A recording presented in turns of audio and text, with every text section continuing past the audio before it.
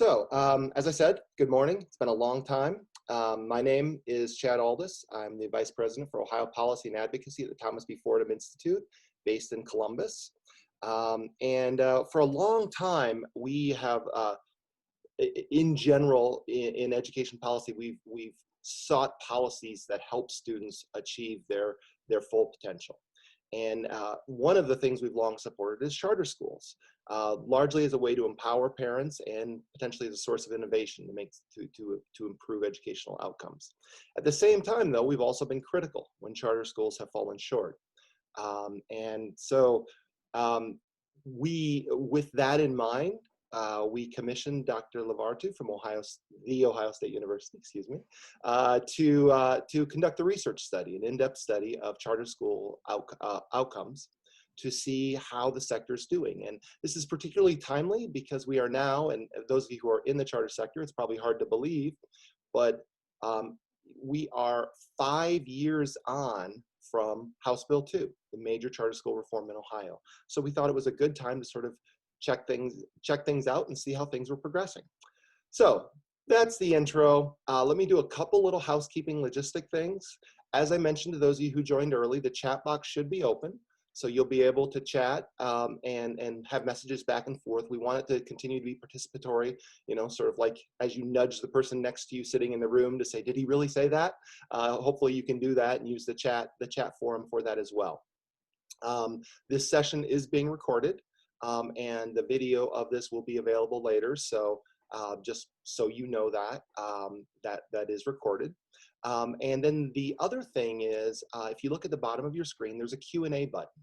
So we're going to have Dr. Lavertu will present for the first 20 minutes or so, and then we'll have Q&A. So go ahead and if questions come to you, go ahead and type them in the Q&A box.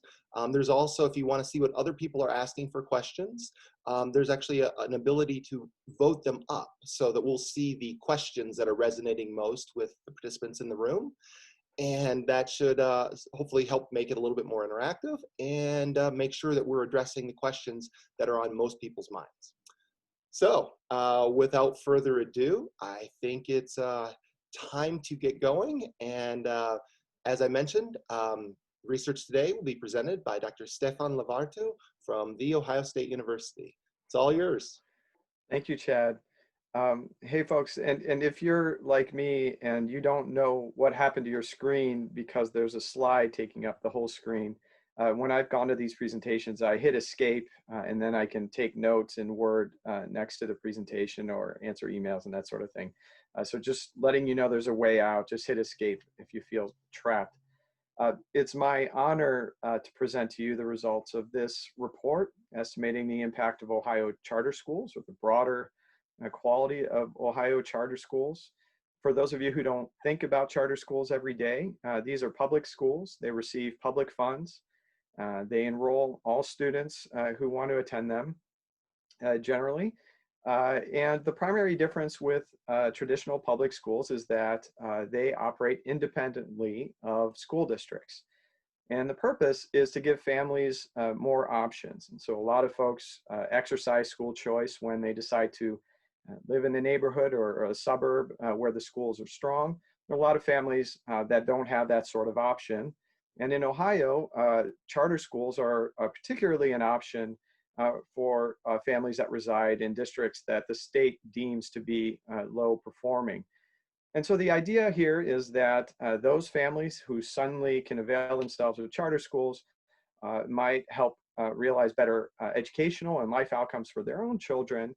But introducing charter schools could lead to innovation. It could lead to some competitive pressures, both of which could also improve the performance of students who don't take advantage of charter schools. So that all sounds good, but it's all premised on the notion that charter schools are a quality educational option.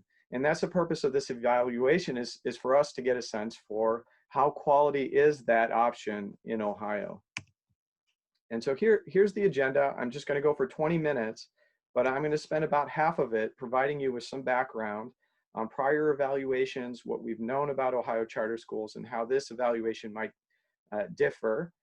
in what it focuses on, and on the research design. And these two things are important. You're probably going to hope I just get to the point, but I'm going to do this part anyway. I think this context is very important so that you understand how credible the estimates are that I'm going to present to you.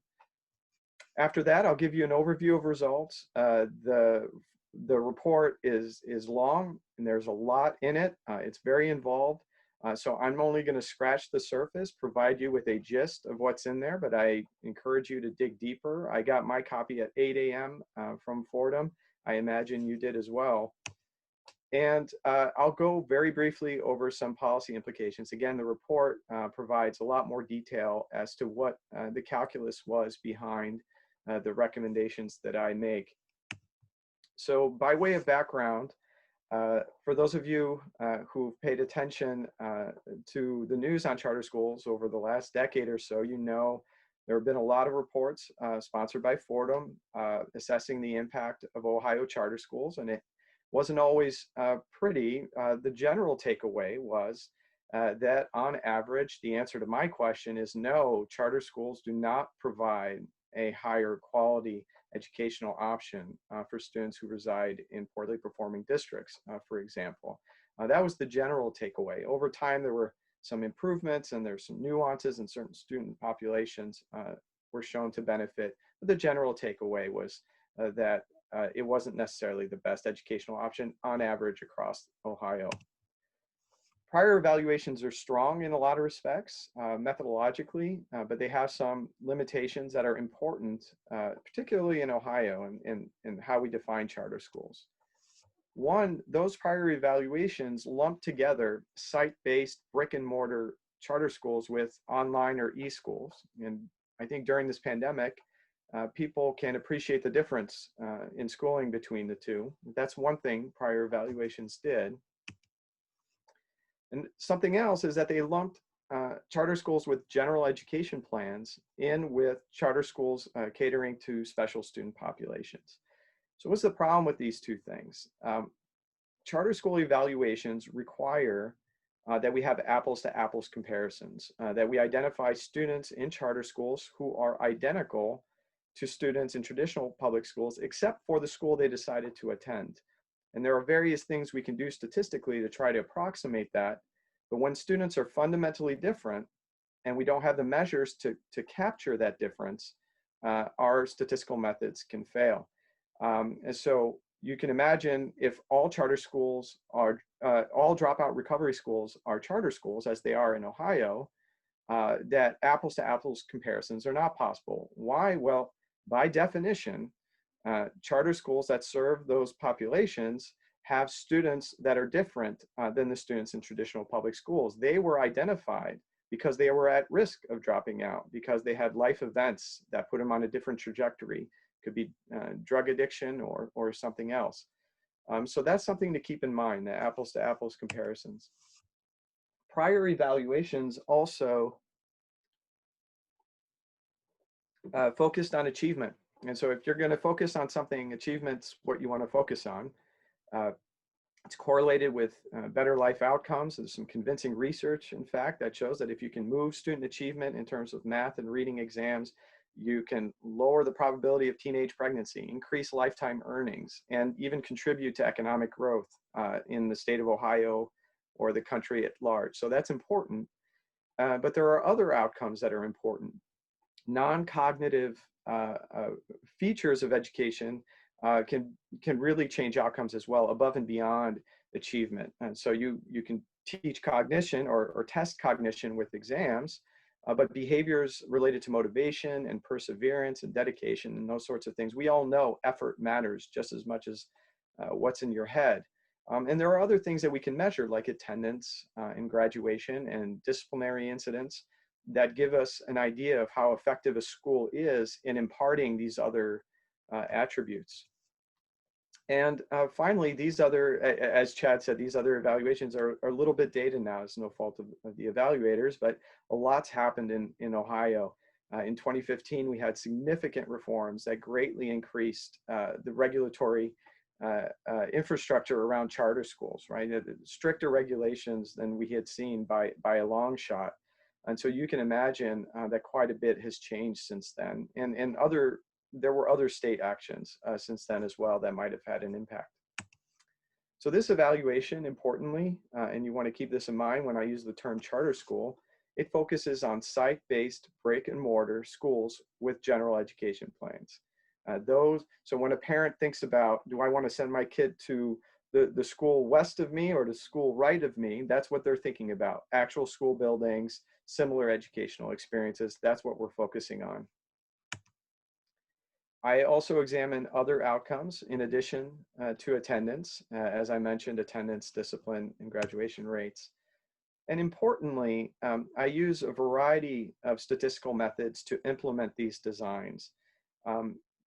A variety of statistical methods that have been validated in other contexts to make sure that the results are robust, not sensitive to any of the quirks of some statistical modeling approaches. And so just as a reminder, in terms of the research design, what we want is to compare otherwise identical students who happen to be in charter or traditional public schools. And in particular, in this evaluation, those estimates come from comparing students within the same districts. So we want to compare the educational options that people have available to them. And so that makes sense in practical terms for this evaluation. But research has also indicated that those are the most valid methods for estimating the impact of charter school attendance.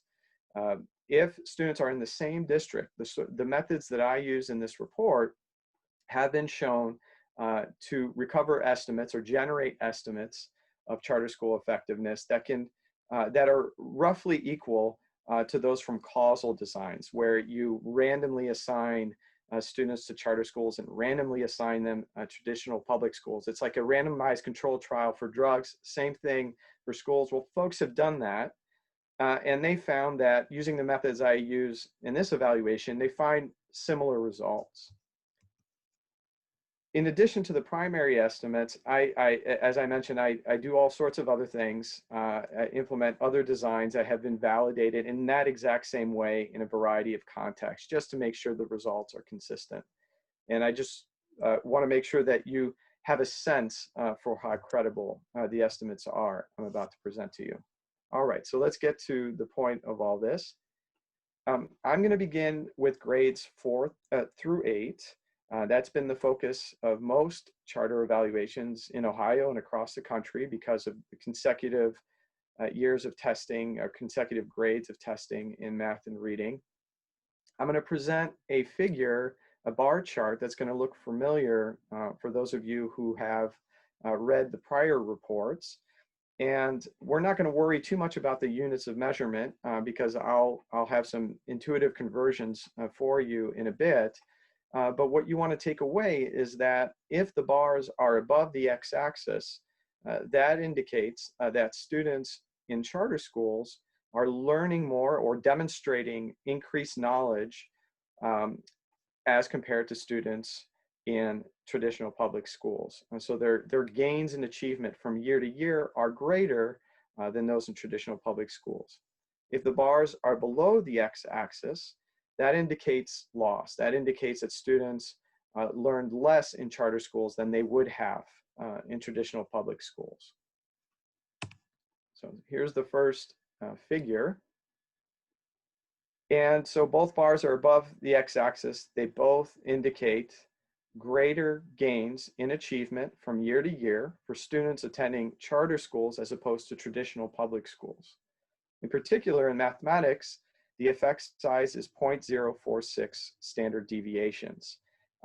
And so that is a cumulative thing. Every year, that's the advantage of the average student attending a charter school as opposed to a traditional public school. And as you can see in reading or English language arts, the effect is even more pronounced.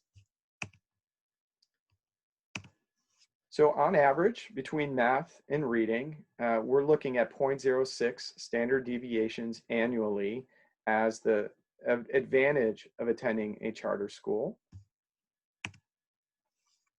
And so what's the impact if a student were to persist 4th, 5th, 6th, 7th, 8th grade in a charter school. That's 0.3 standard deviations. And then the question is that a lot?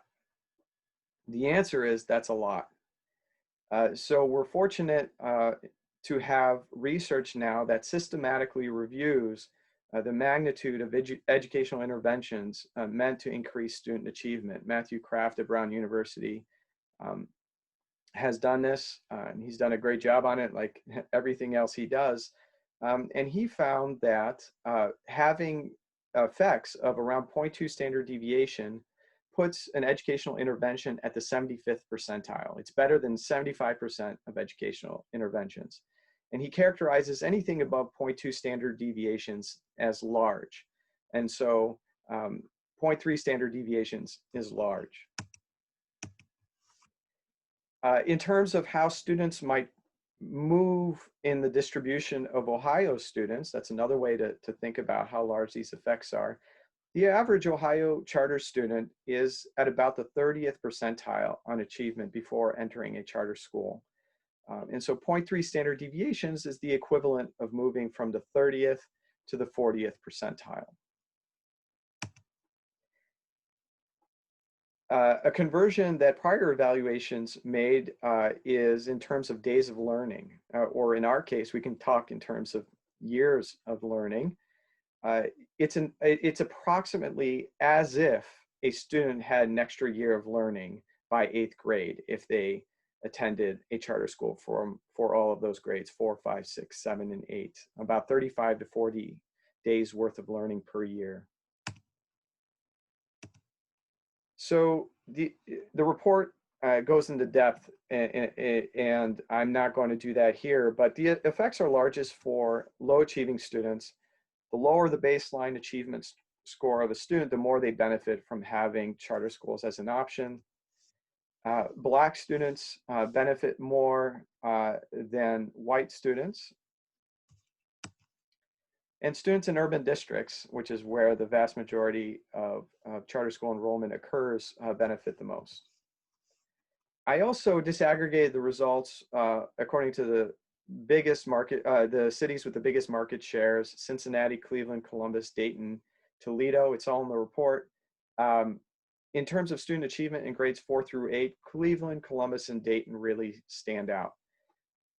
Toledo has some positive effects, but they don't reach statistical significance. So these effects for achievement apply to behavioral outcomes as well. One thing you can do to get a sense for how big the impacts on attendance rates and other such outcomes is to follow students as they enter a charter school and see how their attendance is projected to change as the years move on. And we can compare that to where students should have been in terms of attendance rates according to the data, and compare that to what the average attendance rate is in Ohio. And that gives us a benchmark in terms of how these students are doing compared to themselves and what would have happened had they stayed in traditional public schools, but also compared to the average Ohio student and whether they're closing gaps. So that's what this figure is doing. The first column, I guess you can call it the header, is the year prior to being in a charter school. And then you follow them 1 year, 2 years, 3 years, 4 years into a charter school. And the black dashed line is where we would have expected their attendance rates to be had they not enrolled in a charter school. The red line is the average for Ohio, the dashed line. And as you can see, they go from having an attendance rate of 92%, which means that they were present for 92% of instructional hours in that school. And as they persist through that school, they close the attendance gap with the average Ohio student. This is low achieving students that I'm presenting here for this example. And so you've got a low achieving student who starting far behind in terms of this habit of attending school, or at least attending instructional hours, and they've caught up. We can do the same for disciplinary incidents. So what I'm presenting here is the probability that a student is reported for a disciplinary infraction in a given school year. And so in that first column, we see that they have about a 29% chance, a 0.289 probability of being reported for a disciplinary infraction. The average in Ohio is well below 10%, well below 0.1. And as they progress through charter schools in grades 4, 5, 6, 7, 8, their rates of disciplinary incidents goes down by over 50%. They seem to close this gap. So what's the impact of high schools? Well, I separated this out because there are different methodological considerations for high schools. It's all covered in the appendix of the report. Mostly we see similar patterns in high schools. So now we'll look at the impact of attending a charter high school as opposed to not attending a charter high school. So we're not doing this annual grade by grade, but total impacts. And we're going to look at end of course exams in math and reading, as well as the ACT, which is, if you're not familiar, a college entrance exam, although I imagine all of you are familiar. And so what does this say? It says that we have some fairly large significant effects of attending a charter high school in reading, in English 1 and 2. The effects in math, Algebra 1 and geometry are not statistically significant. That's why the bars are empty, but the estimates are positive. And so we can't rule out some modest effects in mathematics, positive effects in mathematics. The final column, ACT, you'll see it's an empty bar, again, statistically insignificant, but we have data limitations with the ACT. It could be that we just didn't have quite enough data to get those estimates to be as precise as we need them to be, to know for sure that these effects, or with confidence that these effects are real. But the coefficient, the 0.045 standard deviations, is basically the average of the end of course exams in math and reading. So that's promising. That's saying that by the end of high school, these achievement advantages persist, and they show up in the ACT. So I see that as reassuring in terms of the methods involved here, that we're capturing something real. Once again, the effects are largest for low achieving students, Black students, students in urban districts. It's a common refrain here, and it's the same thing in other high performing charter sectors. And Columbus stands out, really stands out. Across the board stands out. Every end of course exam and the ACT and some of the other outcomes I'll show you, Columbus jumps off the page, and you'll see that in the report.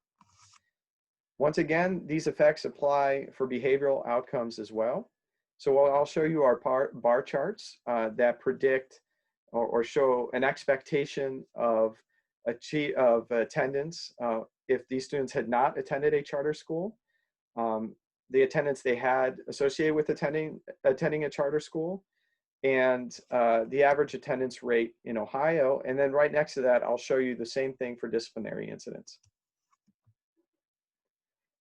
So attending a charter school, these students are expected to have annual attendance rates of 87% across all of their high school career. Had they not attended a charter high school, we would have expected about an 85% attendance rate. And that closes about 40% of the gap between that 85% attendance rate and the average in Ohio of 90% attendance rate.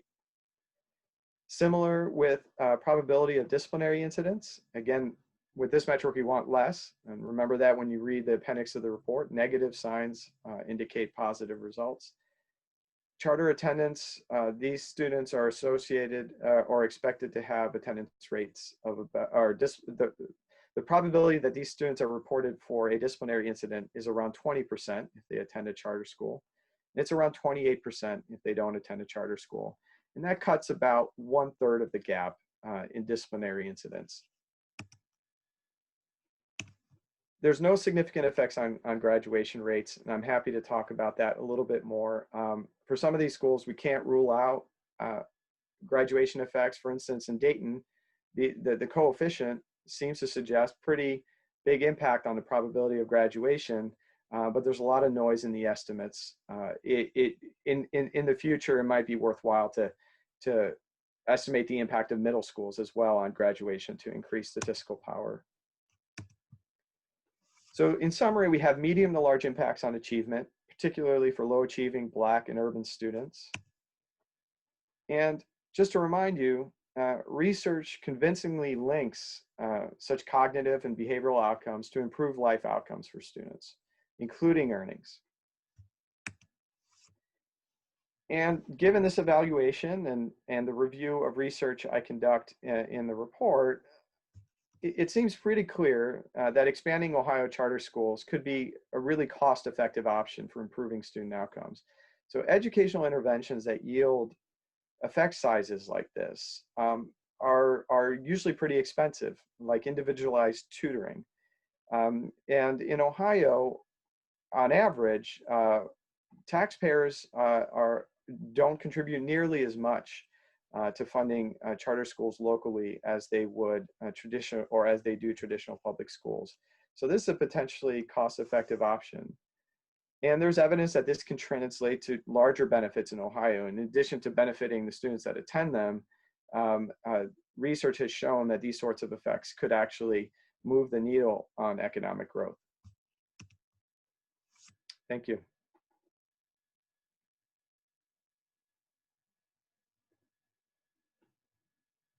I can't hear you, Chad. I think you might still be muted.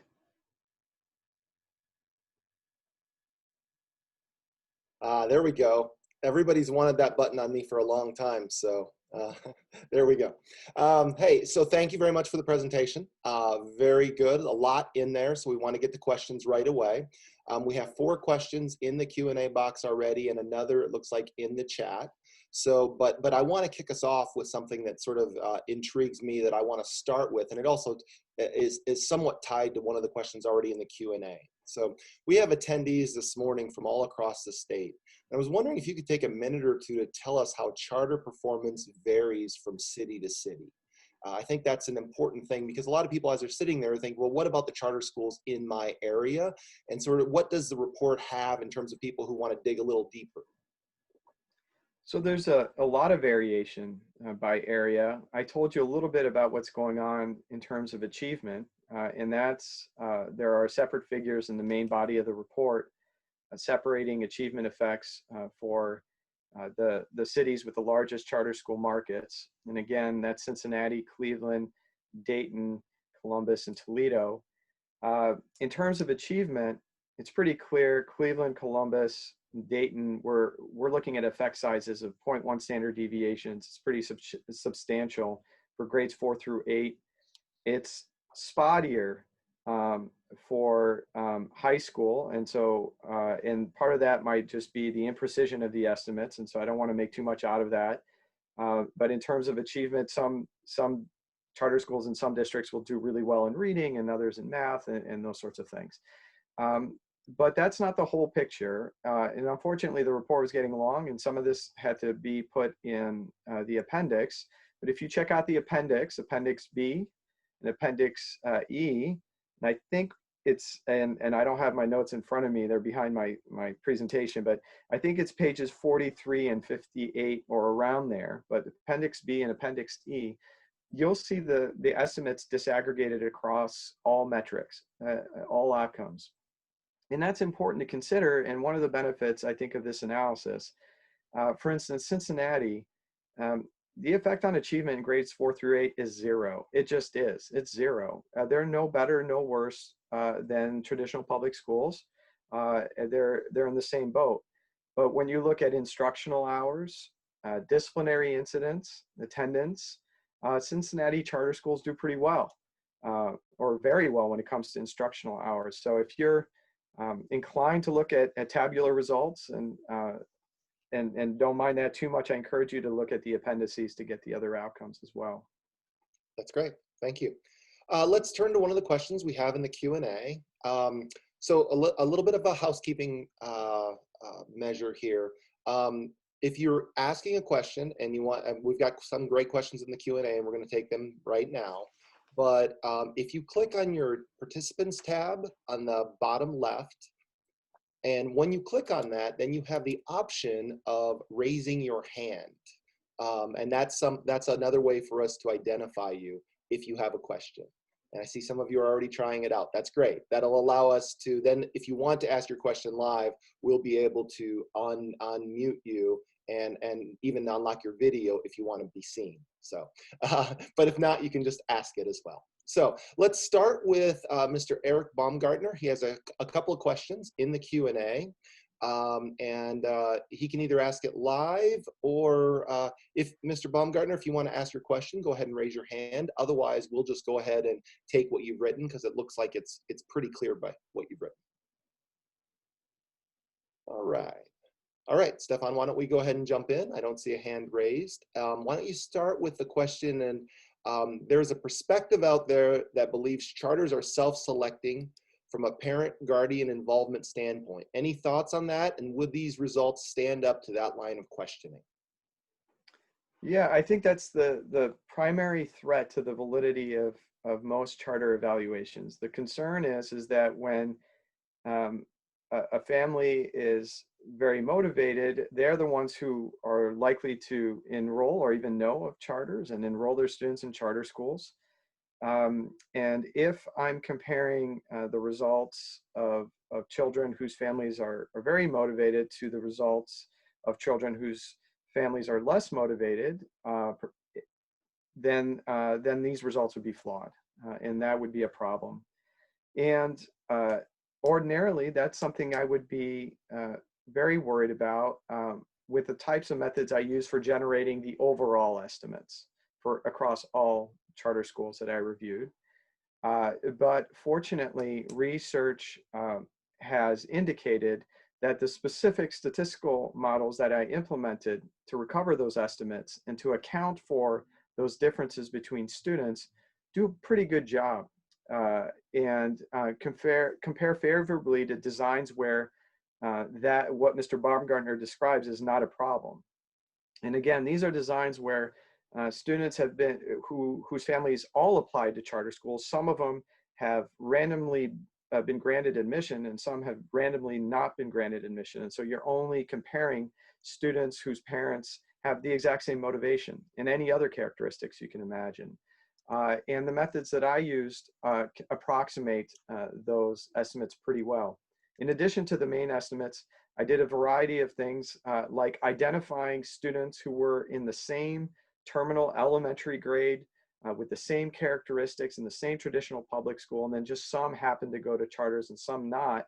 Again, the idea is you want to get rid of those possible differences and the results are the same. And so I feel pretty comfortable that that's not something to worry about too much here. Right. The next question will be from Kathy Kandinsky. And Kathy, do you want to raise your hand if you want to ask your question out loud? Otherwise, I will go ahead and read it. All right. So her question is, could you explain attendance and disciplinary findings with a little more detail? And also, did you compare site-based charters to all traditional public schools in the district? So it depends. So which one should I begin with, do you think? Go ahead and do the attendance and disciplinary findings first. I think what the results are saying, essentially with attendance and disciplinary findings, is that students' attendance rates go up and end up being higher than you would expect if they enroll in a charter school as opposed to a traditional public school. And so by the end of grades 4 through 8, you expect these students to have attendance rates on par with the average Ohio student, even if at the outset, these were students less inclined to participate in instructional hours. So there's an improvement in attendance rates associated with charter school attendance. On the flip side, in the other direction, with disciplinary incident, you have a lot of charter students have high rates of disciplinary incidents. There's a high probability that their schools will report them for disciplinary infractions. And what we see is that by attending charter schools, that probability of being reported for an infraction goes down. Now, I can't know for sure whether that's because a school is less inclined to report a student for a disciplinary incident. It could be that the charter schools are just less inclined. It could be because behavior actually improves. I can't know for sure. And the second part of her question was, did you compare site-based charters to all traditional public schools in the district? And that's that depends on the specific design that we're talking about here. But in terms of the general estimates, yes. So I compared site-based charters to traditional public schools that are brick and mortar in the district, but I did not include in those estimations other types of charter schools. Now, one of the concerns might be, well, maybe the composition of students in these traditional public schools is fundamentally different again, and maybe there are these environmental factors that might lead them to not be good comparisons. And so I did all sorts of things to convince myself that that's not something to worry about. So for instance, limiting myself to schools that have similar proportion of students with individualized education plans. And when I did that, the results were the same, for instance. Great. The next question will be by Greg Richmond. Greg, if you want to ask your question out loud, go ahead and raise your hand and we will unmute you.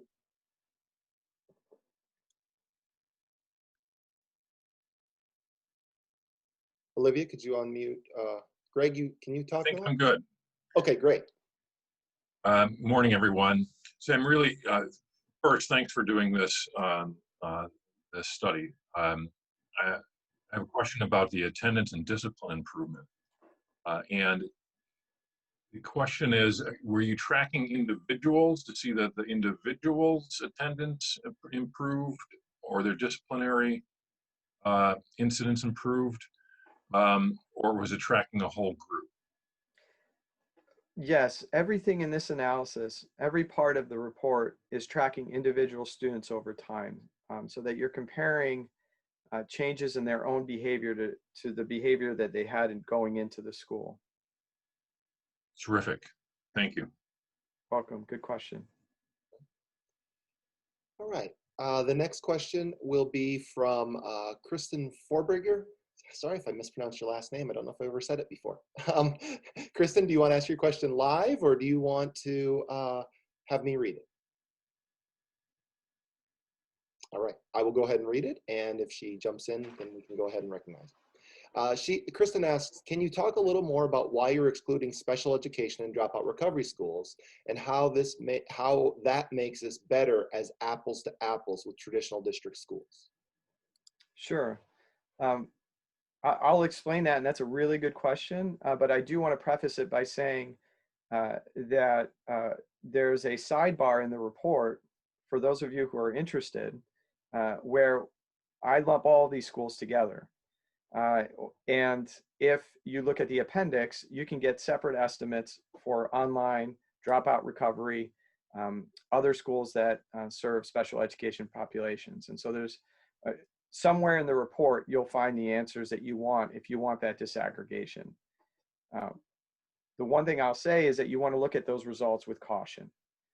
And the reason is exactly what the question indicates, is that there's a concern about apples to apples comparisons. And so you can imagine that if your research design entails comparing the outcomes of students in charter schools to students in traditional public schools, if there is something you haven't measured and that you can't account for, you can't control for, that makes these students have a different learning trajectory, that you will have a flawed research design for the same reason as that initial really good question about parental motivation. And so now consider a school that focuses on dropout and recovery. And this school, by definition, is a charter school. And all of the students that they get are ones that are thought to be on track or maybe at risk of declining academically. what you've done is that you've identified a variable that I can't control for that makes charter school students different than traditional public school students. Ideally, you would have dropout recovery schools run by districts, and you'd have dropout recovery schools, I mean, methodologically, not policy-wise. You'd have some run by districts and some run by charters, and then you can cancel out some of those differences, and apples to apples comparisons would be useful. Same thing with online e-schools or virtual schools. If you had some that were district, some that are charter, you can start to parse that out, perhaps. But I'm very skeptical if you lump them in. That said, if you include them all in the sidebar, you'll see that in grades 4 through 8, estimates on average are negative for 2016 and 2017, the years of the last report. They're negative for math and null for reading. And by 2019, for the average charter school in grades 4 through 8, you have null results in math and large positive effects in English. And so you do see that improvement over time, even if you include them. Excellent. All right, the next question will be by John Zitzner. You mentioned that expanding charters in Ohio may be a good cost-effective method of improving education. Since charters only receive about 2/3 of the funding per student of traditional district schools, expanding is virtually unaffordable. So are you suggesting that maybe the state should invest a bit more so that charters could expand?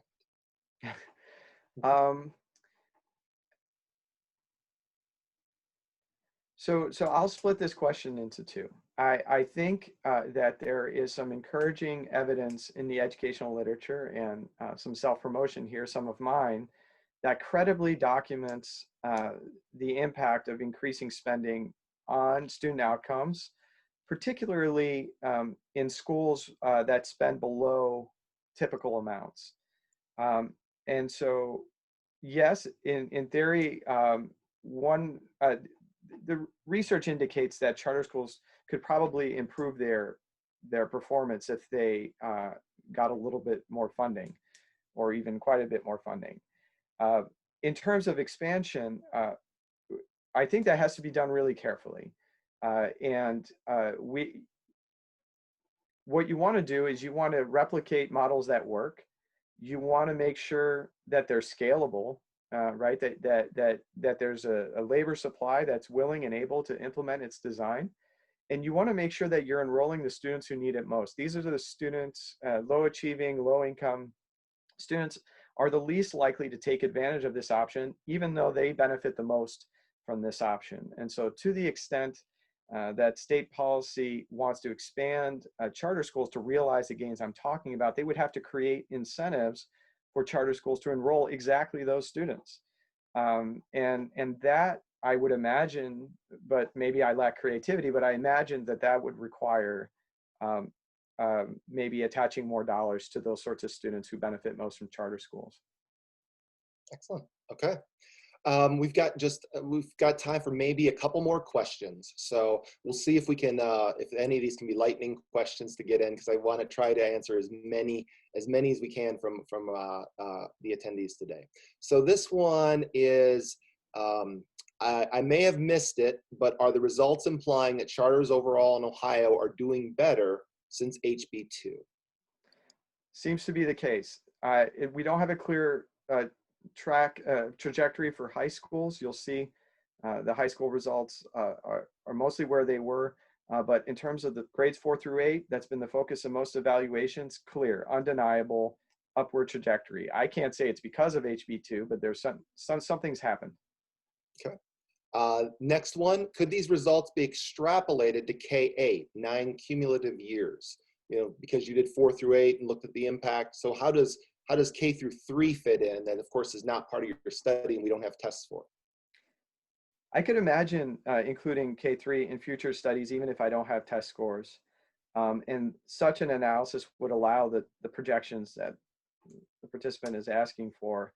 I don't feel comfortable doing that right now. And one of the reasons is that students naturally learn a ton in K3 and less over time. That's why the muted estimates for high schools weren't that concerning to me, because Students learn less in high school anyway, so those might actually have been very large effects. So I really don't feel comfortable extrapolating to K3. Okay. So next question is, could you please expand on a year more of learning? I think when you talked about the 4 through 8 cumulative impact and mentioned a year of learning. So just make sure that's clear for attendees. Right, and that's a conversion benchmarking that prior studies have done. It can be pretty confusing, but basically what people do is they assume that there are 180 days in a typical school year. We know what the average test score gains are from year to year for the average student. And so algebraically, if you assume that students learn additively and linearly, you can algebraically equate any learning gains to the number of days they were in school. And so that's just meant to be a proxy to give you some intuition for how big the estimates are. It's not like they're actually getting more schooling, although in this report it's clear that there are more instructional hours for charter schools. But that conversion, that's not what it's doing.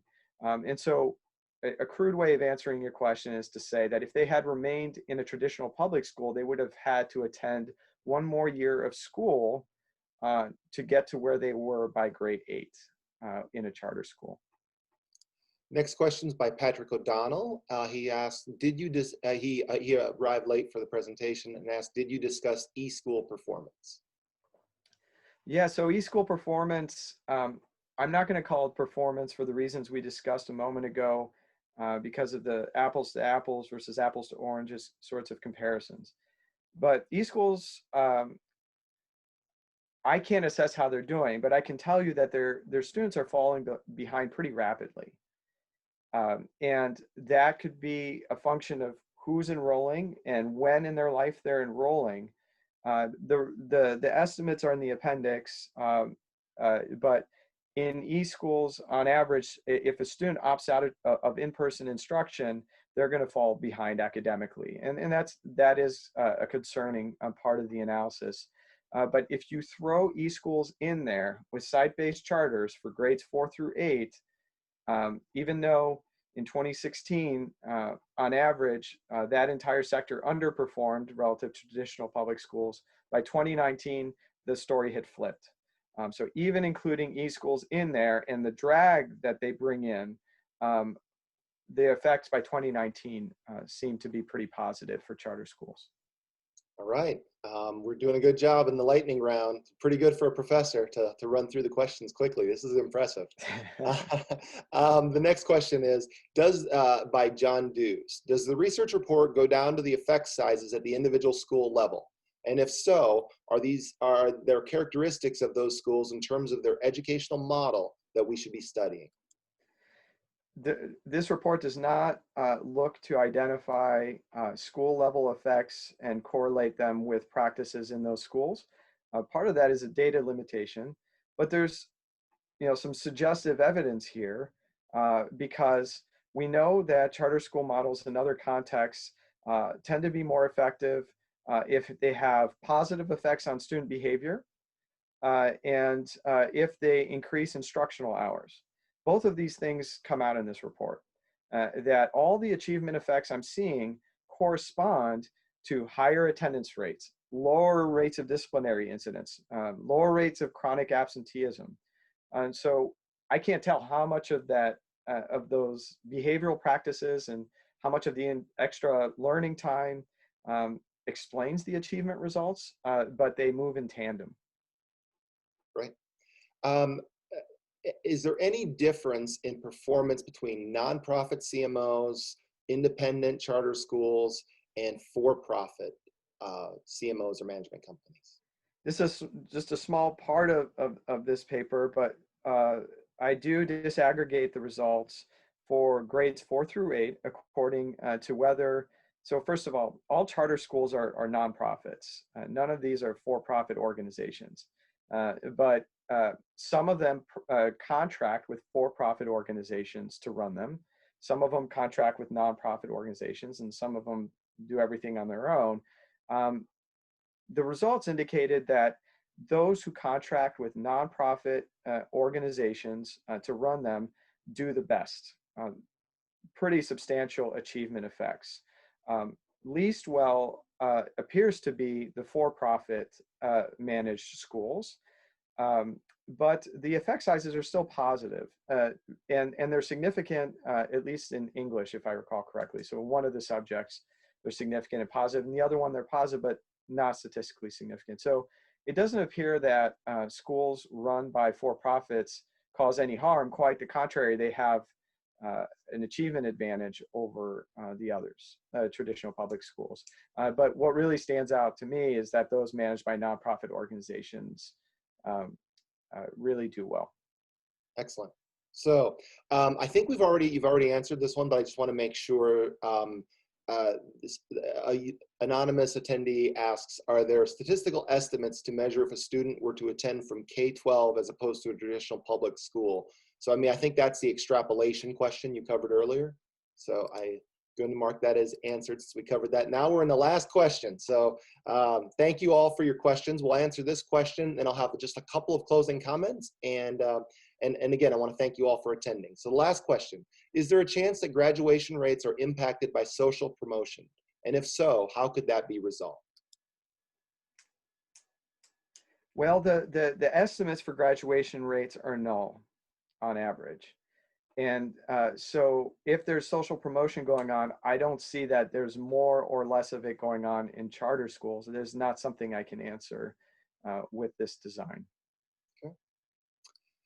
Well, thank you all for attending this morning. We had really great attendance. It was our first time doing this, and please send feedback to me at Fordham or to Jeff Murray, our operations manager.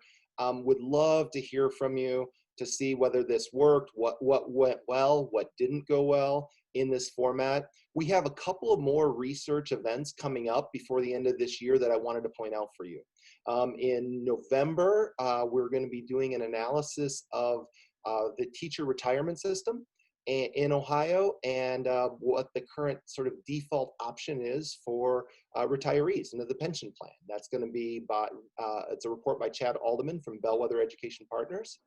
And so that'll be something to look forward to in November. In December, we're going to take a look at school funding, a popular issue that's being talked about. That report is being authored by Fordham's very own Aaron Churchill. So that will be more. And in the new year, there's going to be a report looking at diversity, the impact of open enrollment on diversity in schools. That'll likely be in January. And then probably in March, so that's a little far for your calendars these days, but probably in March, we're likely going to be doing a report on the impact of identification of gifted and talented students on long-term student achievement and outcomes. So it's going to be a full agenda, but again, we want to make sure this works for you in this type of forum, at least until we can be together physically again and in large crowds, which is not looking like it's anytime soon. So so hopefully this was productive. Want to thank you, Dr. Lavertu, for this presentation, for the great research done. Again, all attendees send questions, additional questions you have to either me or directly to Dr. Lavertu. And thank you so much for attending today. Thank you, Chad.